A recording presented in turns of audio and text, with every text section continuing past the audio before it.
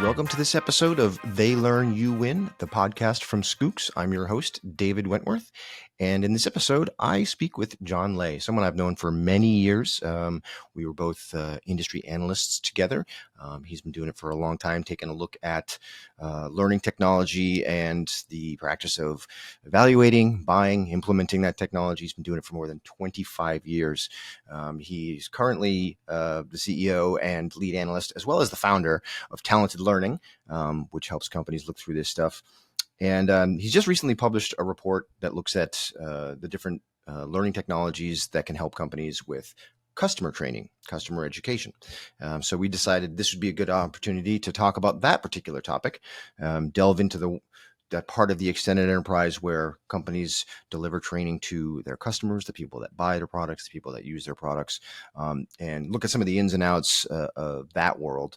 And so please enjoy this episode as John and I talk about customer education. Thanks.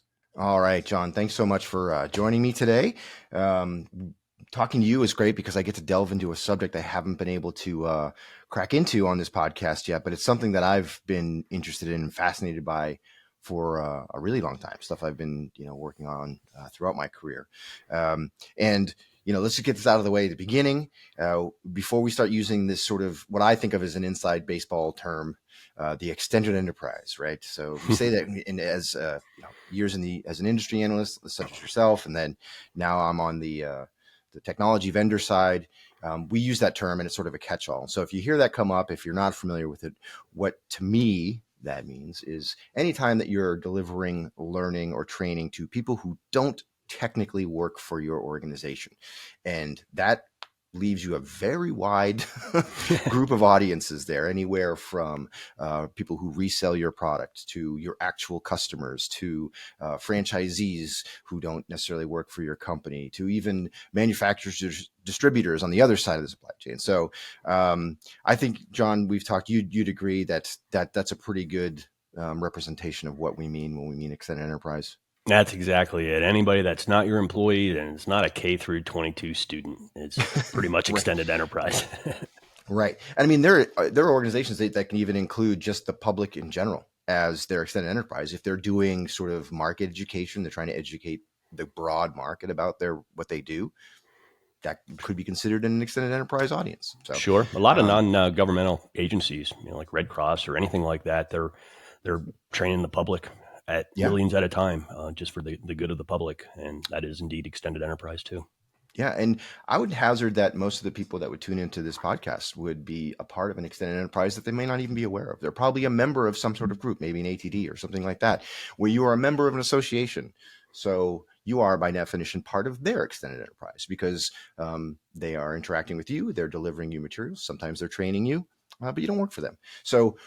But what we wanted to do today, John, right, is we've got that out of the way. Let's drill in a little bit more specifically then, because this is the thing when we talk about extended enterprise, when you start to talk to companies, they're like, well, I don't know what that is, but I know I need to train my customers. And it's like, exactly, that's what we're talking about. So today we wanted to dig into that aspect of it, the ability to educate, to train our customers. And that takes a lot of different sizes and shapes, right? It's the training could come along with a product that you sell, how to use it, or the training could be the product, right? You're actually selling the training. You've spent all this time creating this great stuff. So what are some of the characteristics that you see, or some of the things that when you think about customer training and how you define it? Customer training is a really exciting part of the learning management market because it's relatively new.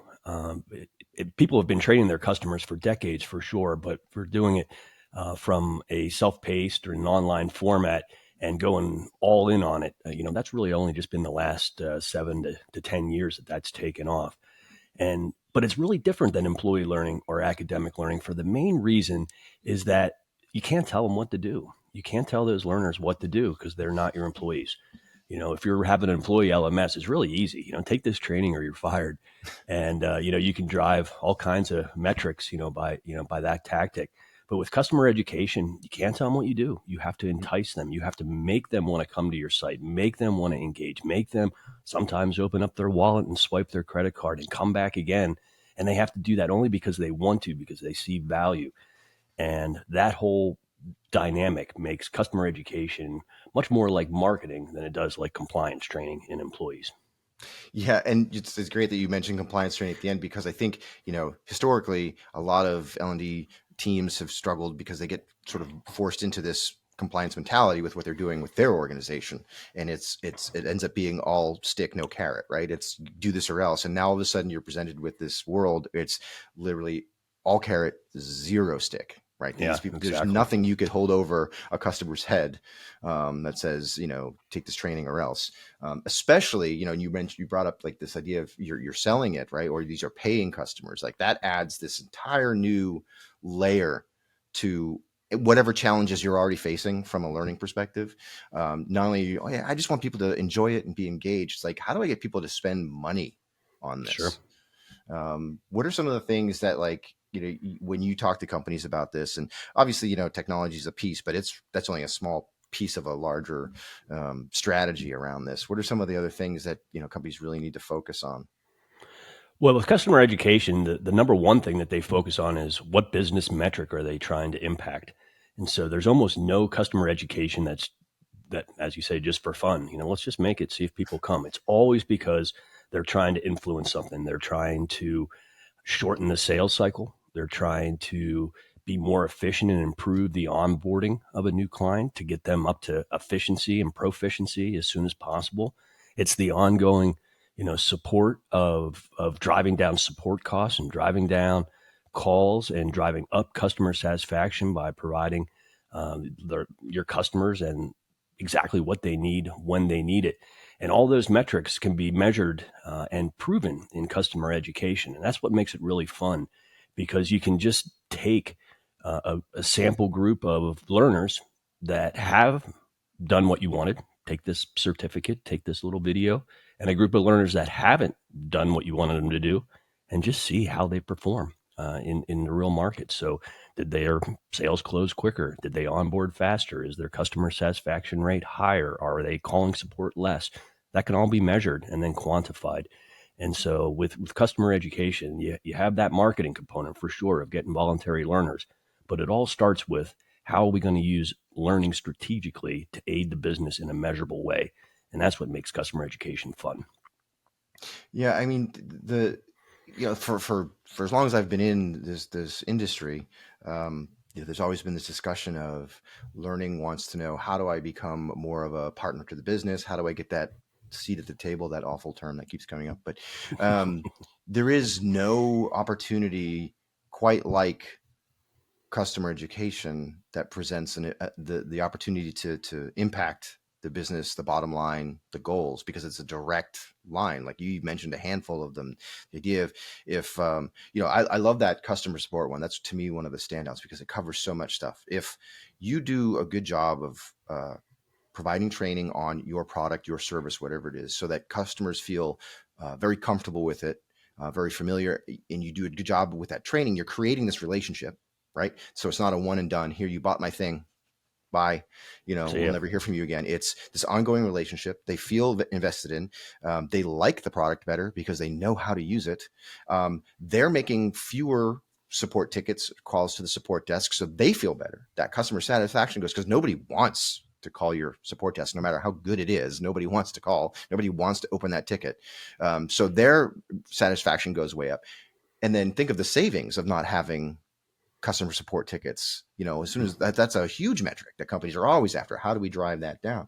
I think the interesting thing is, if anyone's listening, and the organization is probably thinking, this, I'm interested in this because we do this, we're trying to do it better, or sort of trying to understand better what it is. There's a chance that the organization is already doing some of this, something like this, whether the learning function is aware of it or not. Right. I would think if you ran into a learning professional and said, well, my company doesn't train reseller partners or customers. And I said, that's probably not true. It's probably happening to some degree in some way. And unfortunately, you're not involved. And I don't think that's on purpose, but do you think that's true? Do you think that happens a lot? no, that absolutely happens. The reason that it's called where we started today, extended enterprise, is because it's internal learning and development organizations extending out to these other audiences. But the other audiences never know that they're extended enterprise, just like you don't know you're extended enterprise of some software that you've purchased. And so what ends up happening is that if the internal learning function isn't proactive, isn't engaging with marketing, product development, channel partnering, sales to impact customer education, it just happens on its own anyway. There is no friction to stop it from any one of those business units just doing it on themselves. So in our business at Talented Learning, we help people find learning management systems. And for everyone that I find that is doing it holistically with multiple audiences, I'm finding one, sometimes two that are just doing it from the business unit. And so it's happening everywhere and differently. And if the business units are the one that take control, well, they're not hampered by 3 decades or 4 decades of best practices of L&D. They're coming at it from a marketing perspective. They're coming at it from a business perspective and adding learning into it. And so customer education as a result looks very different from company to company, organization to organization, really depending on who the stakeholders are and who's involved. Yeah, and I would say that that's like a double-edged sword, what you just described, in that there's this sort of outsider approach to it, right? At least as far as L&D is concerned, which isn't constrained by any pedagogy or anything else like that. But the other side of that is, while that particular group may be either subject matter expert on what it is that's being delivered, or they may be a customer expert. They may understand the customer mindset, if it's marketing, what have you. But do they really understand the ins and outs of learning and what makes good, effective, results-driven learning? And I think that's where it comes is, if you're in an organization where it's all on once, in those business units and not in L&D, L&D has to get involved to sort of help move that along. Or if it is all on the shoulders of L&D, there should be more interaction with some of these other functions to get at, because I not as a derogatory way, but I don't expect L&D to have a full understanding of the customer experience. I mean, think Sure. about that. They're so wrapped up in the employee life cycle. They're probably not really aware of a customer life cycle. Why would they be? I mean, Yeah. it's outside their silo of what they're worried about. And Yeah. so, yeah, it's very common for them not. Kind of an interesting trend that I see is that these external groups, rather than engaging L&D for that very reason, there is like a whole cadre of experts now that are instructional technologists, designers that work in customer education, and they bring them into those teams. So they'll bring in us. That's my background, instructional technology, but they'll bring us in as a specialty inside of that team and just skip L&D altogether. So if L&D is not involved, they still are getting the same skill sets. They're just not getting it from their internal department, but they Mm, are hiring it. yeah. But like I said, it's a great opportunity to start getting, there's that the view of L&D from inside the organization, right? It's been traditionally seen as a cost center, right? It's this, all you guys are is, it costs money to operate, and no one's telling me specifically what I'm getting back from that. So I'm only going to look at it as a cost center. So you've been struggling against that forever. But Hmm. here's an opportunity to say, not only are we not a cost center, or at least solely a cost center, but there's an opportunity to be a revenue generator. Yeah, We can for actually use the training to generate revenue, whether it's selling the training itself, which I'm seeing happen more and more, right? Companies spend so much time creating a lot of this high quality, world-class training that's applicable in other environments. So you can actually sell the training. Or it comes down again to the customer relationship of um, upselling or lifetime customers. If you create that kind of relationship through your training, like, I really get this, they're going to come back for the next thing, or more, whatever it happens to be. And then of course, hmm you've talked a little bit about another element of this is that reseller training, the people who are selling products on your behalf, right? So if you have a reseller environment, those people are selling your product or your service or your software, whatever it is, but they're also selling other people's, right? That's their business, is to do that, yours plus others. So if they feel more comfortable, more knowledgeable about a certain product, they're going to probably point people more in that direction, so that because they feel more comfortable answering those questions. I look back at my own history as a very young man, many, many years ago. I worked in a motorcycle dealership, and we were multiple brands in the dealership, like most dealerships. And the OEMs, the manufacturers that sent us the best sort of education on their new products, those are the ones that you talked about more on the floor, because you knew more about it, you felt more comfortable, you connected better with it, and so that's what you want for your product, right? You want that kind of representation out there from the people that don't work from you. Mm. That's exactly right. You have to get their mind share, and you think about your young self there. At the end of the day, what you wanted to do was sell motorcycles, and Yeah. so any brand that helped you facilitate that and make that happen, so that you could earn that commission and get ahead in life, that's what you were going to be selling. And that, you pick an industry, every industry, there's the resellers, there's the retailers, the distributors that are all the same, and so getting that as part of your customer education program is a best practice because your partners are selling in your stead. So they need to have the same skills as your internal sales team and your internal channel. And their customers are going to need the exact same thing that your direct customers need. So the content for channel, for partner, for customer education, for your internal employees, and for anybody that's customer facing internal employees, guess what? It's all almost exactly the same content. And so organizations that strategically look at it that way now have this horsepower of basically getting 4 for 1 or 5 for 1 on any of the proprietary content or on their IP, because everything in extended enterprise is proprietary. You don't train your extended enterprise on how to use Microsoft Word. You're always training them on your products and services. So it always is content that you have to create and maintain. So it's very expensive. Even with AI, it's very expensive. And so taking that holistic approach for everybody that needs the same type of content is a huge cost savings. And it also makes your organization very, very nimble in the marketplace. Yeah. Um, it is an interesting space in that you're trying to create this content that's driving that, but it is a slightly different mindset than creating content for employees. We talked about some of the reasons why, but like, what are some of the things that companies need to look for and think about if they're thinking, just what's the different mindset, even if it's Mm. slight, when you're approaching customers versus your employees, whether it's, the instructional design piece of it or the technology piece of it? What are some of the things Hmm. that they should be thinking about? Well, for employee learning, roughly 80% of the content you can find sourced from somewhere else. So there's no need to build it. Open Sesame or Go One, has a quadrillion different compliance courses, that you could use, for your organization. So there's no need to build that. And so internal organizations, when they do need to build that 20%, that's where the baggage comes in of 30 years. They're using Articulate, they're using, Rise, they're using third party authoring tools. And, that's really important to them. But on the other side of the equation, because they're not coming from L&D, they don't know what an authoring tool is. What they need, what they know is that they need to create proprietary content on their products and services. So what they're looking for is an easy way in one place to do that instead of trying to find, okay, what's this authoring tool? Let me evaluate these 50 authoring tools, and what's this LMS thing, and let me evaluate 50 of them. They combine those things. And so one thing that's really important is how can they facilitate and smooth and accelerate the content development process. That's really important to most buyers that I see.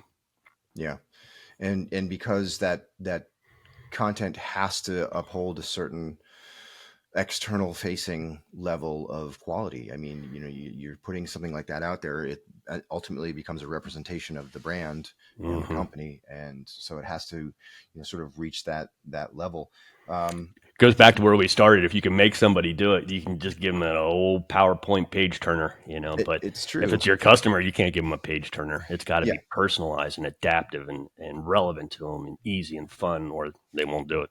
Yeah, I mean, and it's easy to sort of paint with a broad brush and say, oh, companies all do boring compliance training and that's it. Like, I know, I talk to thousands of companies all the time. They're really doing interesting, great things with their content and their learning and for their employees. There just is it's a different atmosphere when Yeah. you're going external that you just have to be aware of that. And it isn't necessarily, good versus better. It's just different, right? So Mm-hmm. it's how do we apply that differently? And I think Mm-hmm. one of the things driving it, and why this is so important, and you were sort of coming around this, um, the information is essentially all there. Even for, you mentioned how, like, for organizations, it, most stuff can be off the shelf and you can get it from almost anywhere. But for a consumer, for a customer, they are, information's everywhere. And if they need to know something, they're going to go look for it. So I'm sure you've had this in your life. I know I have. I'm sure people listening have done this. You've got something, a product you've purchased, software you're using, and you have a question, you're wondering about it, you're going to look it up. You're going to look up for an answer. Um, so companies should really be proactive in being, we should be the source of truth on that. Like, this is the real deal. And so that's what you're up against, is you're up against customers who have the ability and the opportunity to learn whatever they want to learn about whatever it is you do. And so the idea is, okay, how do we get ahead of that and make sure that it's always the right information? I mean, is Hmm. that something that you've run into with companies? Yeah, for sure, because it has to be so adaptive and personalized and relevant. And you're bringing out another big point that the LMS doesn't have to be the destination. In employee learning, it's very often the destination. But in customer education, you got to meet the customer where they're at. So sometimes that's pushing them to the LMS. Sometimes that's bringing the content from the LMS directly into the software application Yeah. that they're struggling with on the screen that they're struggling with at the exact time and need. Or it Hmm. can be, going to a user group and getting the information there. And that concept of having a user group of your customer learners that answer questions in your stead, kind of crowdsourcing your support, is also a very innovative use of new technology and learning systems and in customer education, of tying all those pieces together: your knowledge base, your user group, your formal learning, your in-product apps, your in-product help. All that is all two sides of the same coin, in Yeah. terms of customer education. Yeah. I think the other wrinkle to it is, as you know, as organizational L&D professionals often sort of struggle with, okay, I got to understand my audience. What are the commonalities? And we tend to generalize very much, right? You think of your own organization, you start to think of, okay, what's our culture? What are our values? Does our learning represent those things? All very good things to do. Now that doesn't, negate the fact that people are people, and every organization is made up of vastly different people. But then you get out into the customer universe, and you've almost nothing tying these people together other than they've maybe purchased or are selling or are using your product, whatever it is. That's the only common thread. So you can't even rely on a lot of the generalizations you've made internally about what works from a learning perspective. Like I think Hmm. about myself, again, if I purchase something, a physical product that I need to use, I now very much like it when they have like a QR code. I scan a QR code and I can see a video. This is how you do it. Hmm. But I know that's not going to necessarily work for everybody. Some people want to see directions. 1, 2, 3, 4, 5, maybe a little picture that shows you what to do. So are you, are companies able to address that? Are you able to, but I feel like that's the challenge, is how do we make it as accessible as possible, frictionless, right? Because that's the last thing you want for a customer is any sort of hiccup, road bump. What do I do next? When it comes to this, Hmm. and then how do I satisfy such a wide variety of Hmm. needs? Well, that's where AI is coming in, David. So, AI is really good at this whole essentially content recommendation strategy. So it makes it, before, like if you had 30,000 customers in your LMS, basically you had one version of the course that all 30,000 get. Now the method is with adaptive learning and personalization, you get 30,000 different versions for the 30,000 different learners. And some of that is learning style. So the AI is monitoring you over time. Like, you always are the one, David, that wants to click on the video, where I'm the one that wants to read the bullets. So over time, it realizes that and then serves up the right content. So that's like that whole content recommendation thing. Some of it is based on preference. Some of it is based on people like yourself in the same situation, have been using the product and using these features. What do they typically need to do next? That's stuff that AI can measure and start serving up in a real adaptive way. And so that's how the right content's getting to the right person at the right time. And it's based on, you talked about, how you do your audience analysis for employees. Well, actually, it's the identical thing, because who does audience analysis really well? Marketing. Mm-hmm. They know who their ideal customer profile is. And so that ideal customer profile is a way that they segment their audience, be able to group them, sometimes very basically, sometimes really wisely. And the more ways that you can group and segment your audience in marketing, the more focused and tight your messaging and your content can be out to those different varieties. And so that combination now of bringing that ideal customer profile focus of marketing into your learning so that you can drive adaptive personalized learning, That's cool stuff. But that's It here today. it really is, and but again, it's just so whenever I get into these AI discussions, and there's always I try to temper everything because it's not like, oh, if you just turn it on today, those things are all going to happen, right? It's okay. Need data. Who knows within your, is it marketing, is it operations, is it sales, or is it a combination? Who are the ones that have the information, the knowledge, the data that tells you those things? And then how do we feel about that data? Do we feel confident in that data? Do we feel like it's clean? Do we feel like Mm. we're all calling one thing the same thing?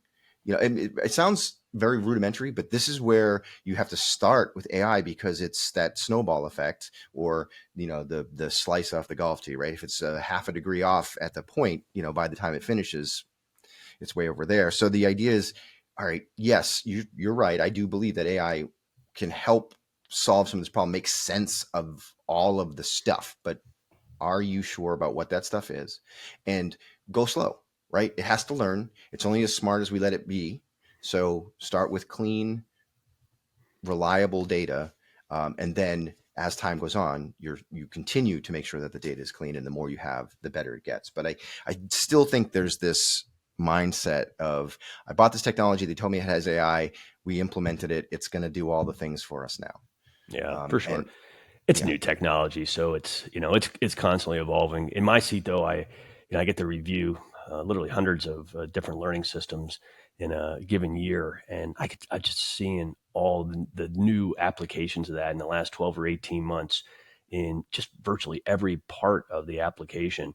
And so it's where 24 months ago I thought it was much more rough. Now I see it. It's much more practical. I mean, it's visible in daily applications. mm-hmm. But to your point, to get a lot of the good things working, you need a lot of data, and that doesn't happen on day one. That data needs to build and over time, and it needs to start clean, as you mentioned, for sure. Yeah. But it's AI is moving along pretty fast in learning systems. I'm constantly floored by what I'm seeing. Oh, super fast. That's sort of what I'm talking about. Is it's moving so fast that I think we've sort of skipped the middle part that says, what is it that it's really going to do, and Mm. how is it going to do it? You And and I had the same job for a lot of years, but I'm sure you can remember it was AI, it was gamification, it was social learning, 7 2010, yeah, XAPI. There's never not a new thing in learning technology that people are mobile skipping the middle first. part, mobile for skipping the middle part, skills and competencies, Yeah. LXP, Yeah, every and one of them. right, and like everything else, like water, it finds its balance, it finds its level, and it'll just. And this is what I've always, whenever I have these discussions, or I do a presentation that's focused on this, it's like, look, this is just the way things are going to work. We won't even talk about it like this in a couple of years, right? We won't even need to address it. It's just literally going to be, this is just how Hmm. we use data. This is how systems interpret data. We don't have to give it this fancy name that sounds like something out of a movie. It's just, this is how things work, and it's going to make a lot more sense. I think now we get wrapped up between what you and I are talking about from an AI perspective versus people seeing AI generated videos, right? Like Yeah. created out of whole cloth, or someone creates a song via AI. That's a whole other approach, a whole other outcome from AI, I think. But but what it is really good at, getting back to what we're talking about, I think you're right. What it really is good at is making sense of messy data sets, right? Yeah. And so customers represent a very messy group, very messy Hmm. audience, because there's it's a strange focus on customers to get them to buy the thing, and then, okay, then what's the relationship after that? How do we approach it? How do we deal with them? Every customer has their own trajectory after that, and so AI can Hmm. help look at what happens, and so all of a sudden, what looks like complete chaos starts to make a little more sense. Like, oh, this is what happens when this happens. Yeah. Oh, and then it goes over here. So that brings me to something that you had brought up that I wanted you to expand on, when we were talking before, about the entire customer life cycle, right? And how L&D can have an impact at all these various stages, because it isn't just a one and done thing. So Hmm. walk us through, your impression of that. Yeah. So when you think of customer education, the easiest way that I found to think about it is in terms of the life cycle that already exists. First, you try to attract new customers, your prospects. You turn them into customers. Then you got to get them on to whatever your product is successfully in the least amount of time possible so they see the value of what they originally purchased for. And then over time, every organization is releasing new products, new complementary products, new enhancements, new features. And so to constantly educate and enable and grow your customers over time is a core focus. And then finally, to turn those same customers into vocal advocates in the marketplace. They're coming on your podcast. They're telling their case study out loud. They're speaking at their user conference, helping you to attract new prospects, new clients, and the cycle continues around and around. So in each one of those four areas, as it turns out, there's different business metrics that these organizations measure and really different business owners that are working together. So in the pre-sales, it's your sales team, it's your channel partners. And so you can measure things like day sales outstanding, like how long is the deal in your pipeline before it closes? What is the size of the original purchase? How many times did they have to contact sales? All these things are measured by organization, and they're shown that with training you can impact all of those. And what it ends up generating is what's called educated qualified leads, not marketing qualified leads, but educated qualified leads. And as that turns out, they're the best kind of leads, because if you educate yourself and you continue to do that, you're so likely to turn yourself into a customer. And not only that, a successful customer, that organizations are spending a lot of time developing and then monitoring the flow of these educated qualified leads. But then when you get into onboarding of those clients, guess what? Your sales team doesn't care anymore. They're on to their next client. So now it's your customer support and customer service teams that are owning this part. And what their job is, how fast can we get you through this onboarding process? How successful can we make you? How quickly can we do that? What is your customer satisfaction rating coming out of this implementation or this installation process? All those things are measured and impacted. And then from an ongoing standpoint, it's like, are your clients buying more? What is their renewal rate? Impacting that renewal rate just a little bit. As we talked about impacting calls, customer support calls, most organizations know that every time you call, they know exactly what that call costs on average. So every time the support call costs, that's $238. So we have proven in the industry that you can reduce support calls by 40, 50, 60%. There's documented cases all over that. Times that by, multiply that by thousands of calls in any given year, it makes the cost of the learning program a rounding error.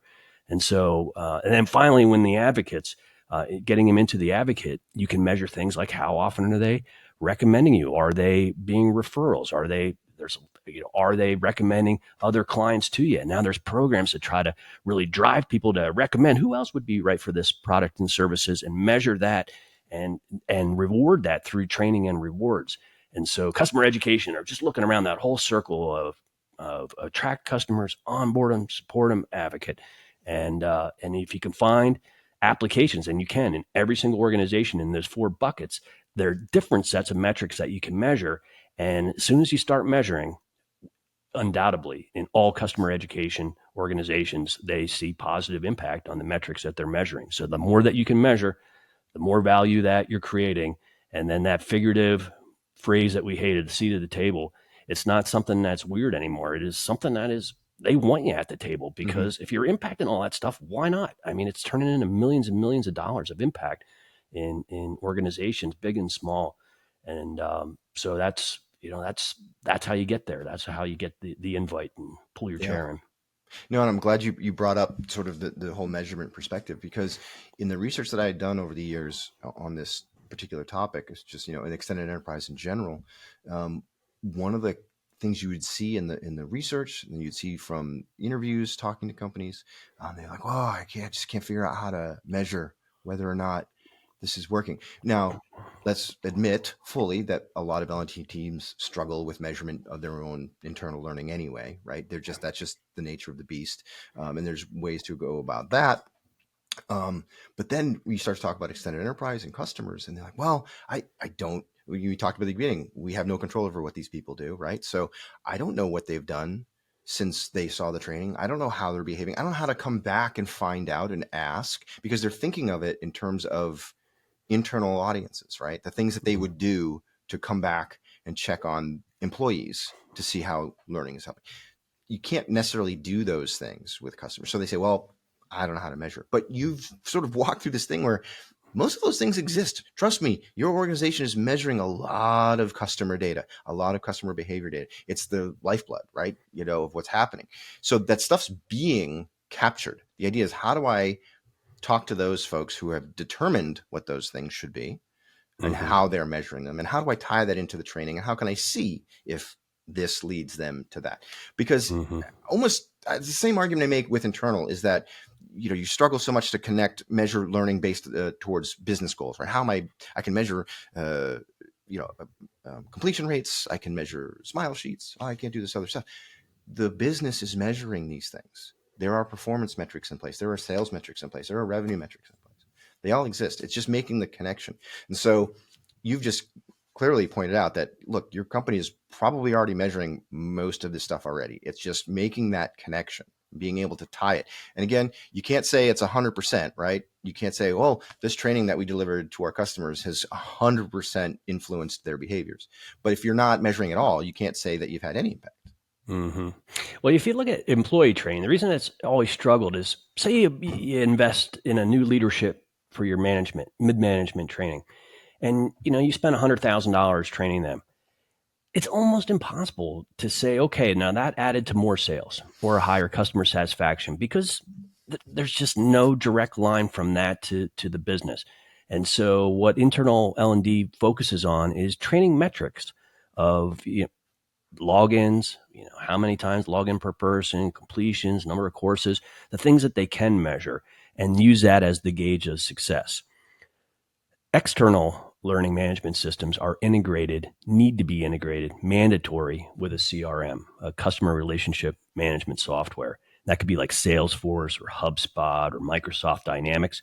And those systems, unlike an HRIS system, which has all your employee data, CRM systems have all of your prospective customer and your partner data, and Mm-hmm. not just a little bit of data. It's scary big brother data, like everything that you do, every web page that you've been on their site, and how long you've been on, and what forms you filled out, and what you've downloaded, and what events you've attended.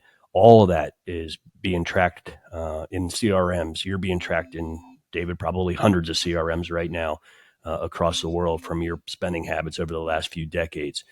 And so that information is where all this business information is. That's where the pipeline is. That's where the what all the sales are. That's where the win-loss ratio is.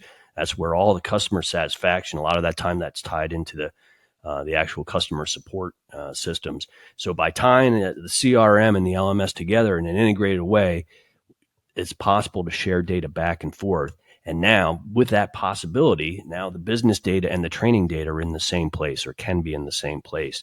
And now you just don't need training completions. That's still nice to know.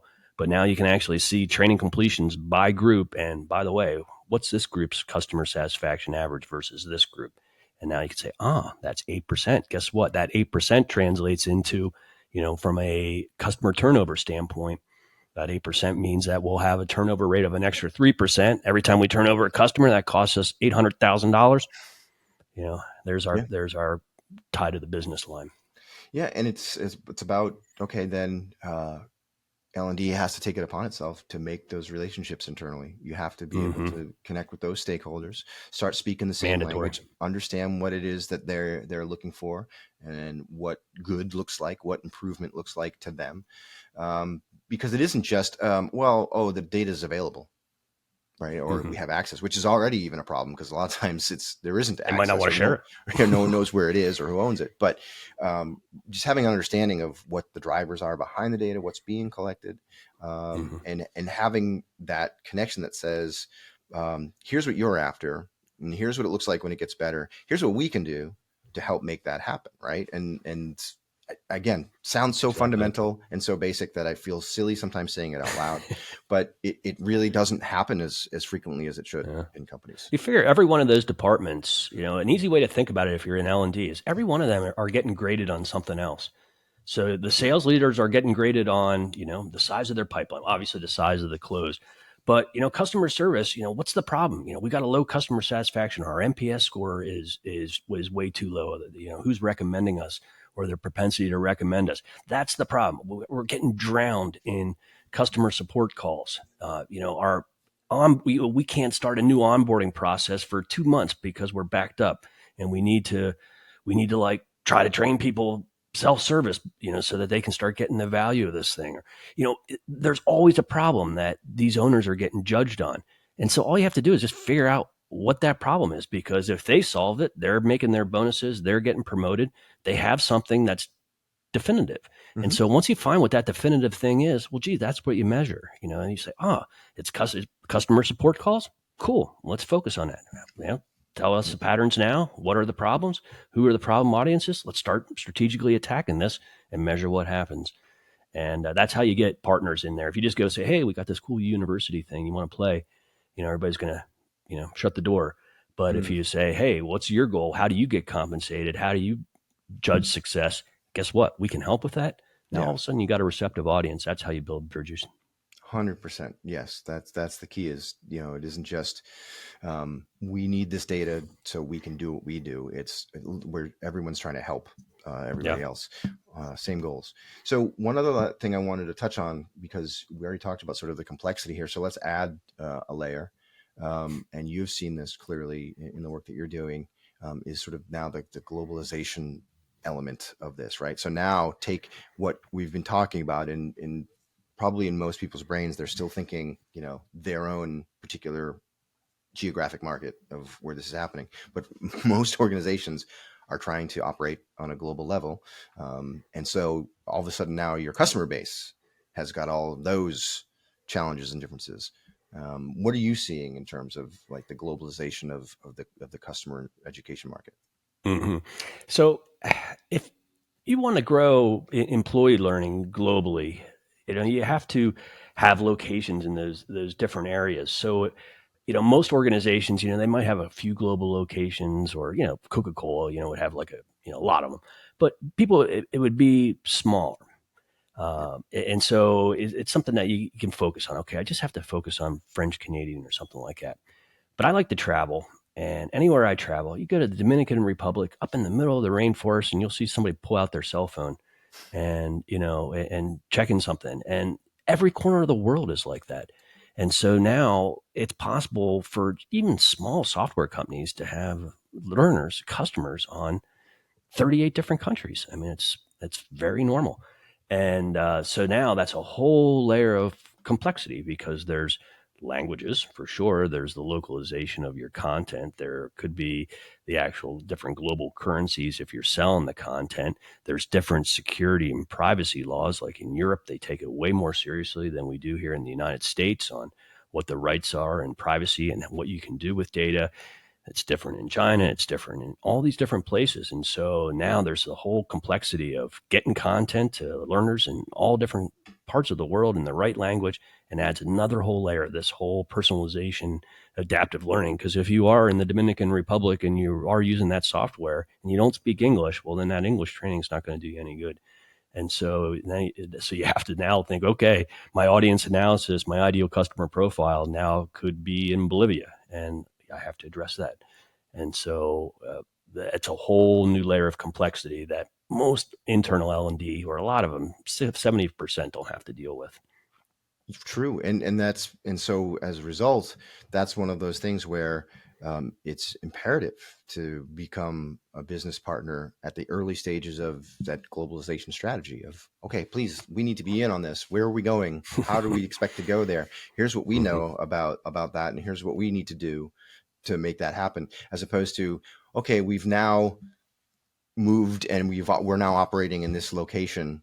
Go right. hmm It needs to be from the beginning. I mean, because there's so many things. I mean, from the big, I just conceptually challenging thing of moving to a different geography with different languages, different cultures, but then the minutia of how do we, if we're charging for this, can we accept different types of payment? Do we know how to manage taxes? Does our system handle that? Because hmm those are things you can't figure out later, right? hmm Um, And these are so all I, good LMS requirements that, if you choose an LMS wrong and you find out these out 18 months down the road, it's very inconvenient. right. Again, part Yeah. why it's important to be part of the conversation early on, right? So Yeah. making sure that you've got the tools in place that when it's required, you're ready to go. Mm-hmm. Yeah, Mm-hmm. absolutely. Well, I am fascinated by this stuff because it's just I love anything that it sounds weird to say. I love anything that adds complexity to the entire L&D process, but only because it makes my job more interesting. I don't Sure. really It's I good don't wish job it. security, this Yeah, complexity, I think. I don't want to wish it on anyone, but I just find it fascinating. Um, and I just think it's such a unique opportunity for L&D to really do some of the things that they only talk about, like about, oh, Mm-hmm. how do I have a direct impact on the business, right? Like, well, here you go. This is, you become, you have a direct line to, to the bottom line of the business if we do this Mm-hmm. and we do it right. So I think it's fascinating. The last little part of that too is if you impact the business, budget doesn't isn't a concern anymore. If you just showed that you just saved the organization $28 million, $2 million, $200,000, getting that next incremental budget next year to do more stuff, cooler stuff, is so easy. Yeah. So the last part we haven't talked about is just from operating on the profit side and not on the cost side of the equation. The quality of what comes out of customer education is so high because budgets really don't matter. If you can spend $500,000 to make $28 million, what business isn't going to do that? And so, but that's a hard case to make if you can't prove the ROI of your management training, like we talked about. It's true, and yeah, and so that's because so many L&D, functions have been operating without being able to show anything. And I don't mean that, but it's been so hard, and companies get hung up on ROI. I think it's probably the wrong thing to solely focus on, right? But if you've been able to operate um, it's sort of a touchy feely operation inside the business without being able to show. If you have an opportunity to say, wait, I've actually been able to show you, X dollars. Yeah, the possibilities are endless after that. Right. Mm. It's like going from 0 to 100. So, yeah, I think you're All of a sudden, 100% right. VR becomes a possibility. Yeah. Yeah. Um, so I know that, and just I want you to mention this just because I think there's obviously, if people are interested in what we're talking about, they want to dig a little more. And I know you did some work in here with this, just around um, the tools that are available to people if Mm. they want to implement some of this type of external customer facing learning. Hmm. Talk a little bit about that.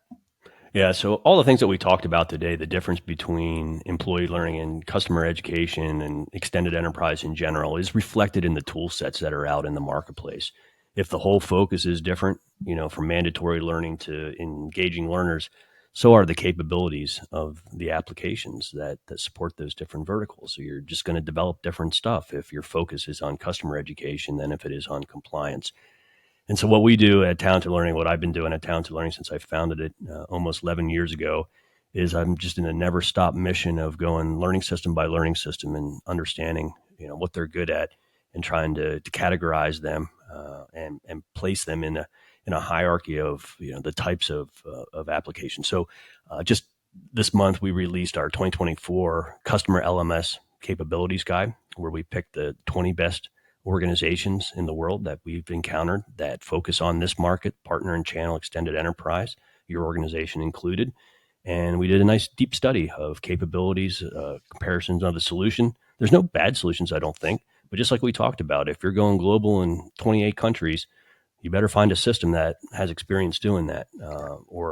And that's what we did in the report is we compared and contrasted on hundreds of points of comparison. And that allows, if you're a small one person customer education, you're going to lead yourself to a different set of solutions than if you're Coca-Cola, Right. for sure. So, yeah, encourage you to go to talentedlearning.com. Check it out. Yeah, I always appreciate reports and studies like that aren't like a shootout. Like, here's your top 10 in descending order of something, because no decision is ever like that, right? It's Mm-hmm. what's right for me. And so I always appreciate the ability to look at things like that and say, okay, yeah, this makes sense here. It's like a very buy side focused, what do I need, rather than end of day, this is the best one, which that's never Mm-hmm. really true. No, So that's I not true. yeah, That's not true so I at all. appreciate that work. All right, before I let you go, I want to do one last thing. All right. I want to do prediction time, which I think is good, especially when I have someone from the analyst world, to because this is the as previously an analyst myself, I know that we live and die by predictions. Actually, no one ever dies by predictions, but that's sort of the point of this is the ability to let's go visit some previous predictions. So you have three choices. You can choose one thing. One is we can pick a prediction that has been made that should have already come true, and then we can discuss whether or not it has and why not. Or you can pick a prediction that is supposed to come true here in the near future, next year, 2 years, whatever, and we can discuss whether or not we think that will happen. Or you can make your very own prediction, and we can just talk about that. So I'll let you choose. I could probably do one of all three. Here's my Well, prediction: in 5 years, you won't go to an LMS anymore. The LMS will still be there. It'll still be tracking everything. It'll still be managing everything, but the learning is going to be anywhere else than the LMS. The LMS will no longer be a destination. So it's going to be in your product. It's going to be in your daily work. It's going to be in Slack. It's going to be in Teams. It's going to be on your phone. It's going to be on your brain implant, but it's not going to be in an I hope LMS. not. I'm not ready. I'm not ready. Sorry. Wow. So is that sort of like the headless LMS sort of concept that was kicking around a couple years ago? There might be a few people that were a little ahead of the game on that, maybe, but yeah, the idea I see a that lot of headless LMS in the current market. A lot of organizations are moving in this direction because, well, especially in customer learning, it's you got to get that learning where the learner is at the time, I and mean, that's not. They're almost never in the LMS working on your products and services. look, coming from a technology provider, I mean, yes, we are all proud of our products, right? Every provider is proud of it, but how proud are you that you have to put up these concrete walls and say you have to come see our product with our name on it when the employees couldn't care less. And in Yeah, fact, the day they get an email that says, oh, here's yet another system we'd like you to log into and to do your daily work, they've already got 7 things that they've got to yeah. log into. They don't want that 8. So I would agree with that. I think the more, again, it's all about friction, right? How do we reduce that? How Mm-hmm. do we just make everything feel like it's part of me doing my job, as opposed to now I have to stop and check over here for this thing, and then I can get back to my job. So Mm-hmm. I would agree with you. I'd love to see that. I think it happens. It's happening more and more, and Mm-hmm. it's just a question of, I think, probably in the future, more of the technology opening up, right? So I it's know you not can like only choose one, but if I chose two, it'd be like XAPI never went anywhere. I always looked at XAPI as a temporary stepping stone to some third way, right? Like, so okay, it's not SCORM, right? We're not hampered by that, but then it's not just whatever XAPI is or was, or but it was a pathway to the next. Like, it's almost what I see all this conversation about AI going back to that is yes, but right. I just don't think that's how we're going to talk about it, how we're going to think about it in just a couple of years. It's just going to be, oh, this is how we do this now. Yeah. So I would agree with you that, yeah, it was like, well, XAPI, it was an important step, but not enough to be a sort of, I don't know, moment on the evolutionary chart, right? Mm-hmm. Like where it gets its own person in There'll that just be a lineup. missing link in there somewhere. Right, right. Well, John, it's awesome to catch up. Great. Every time I talk to somebody from the analyst world, it makes me miss it just a little bit, but not that much. Um, but I appreciate you coming on and talking with us about this. And I hope people do check out your report, because it's clearly not a push from my organization. It's just a good guide to get what's right for you. So if you are interested in that world, the extended enterprise customers, resellers, and training them right, take a look at that. And John, I'm sure I'm going to catch up with you again at some event here in the future. Outstanding. Thanks for having me on. It's an honor. Thanks everyone for listening.